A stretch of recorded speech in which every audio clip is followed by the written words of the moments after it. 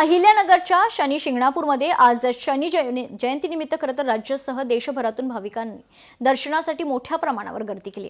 अवकाळी गारपीट यामुळे शेतकऱ्यांचं मोठ्या प्रमाणात आर्थिक नुकसान झाले। कांद्यासह इतर पिकांना योग्य तो मोबदला मिळावा आणि शेतकऱ्यांची सर्व संकट दूर व्हावी यासाठी भाविकांनी शनिदेवाला साकडं घातलं।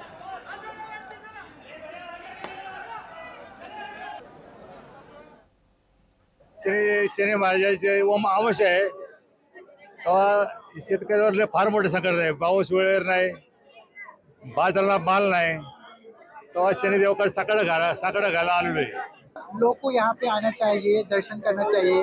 बहुत साल के बाद ये बहुत ऑस्पिशियस डे है कि सब लोग आके यहाँ पे दर्शन कीजिए। आम्ही दरवर्षी शनी अमावस्या महिन्याला आम्ही येतो इथं आणि त्यावेळेस खूपच संकट मोठं आलेलं आहे की जेणेकरून आपल्यावरती खूप तेलाचे भाव झाले किंवा डिझेल मिळत नाही वेळेला, अशी बरंच काही संकट येतात आपल्यावरती।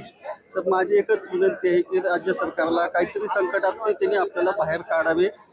आज शनी जयंती आणि शनी अमावस्या असा अपूर्व योग असल्यामुळे आपल्याला लाखोच्या संख्येने भाविकांची संख्या अपेक्षित आहे। यासाठी आपण जे शिंगणापूरला येणारे 4 महत्त्वाचे मार्ग आहेत त्या 4ही मार्गांवरती देवस्थानच्या वतीने मोफत पार्किंग सुविधा उपलब्ध करून दिलेली आहे।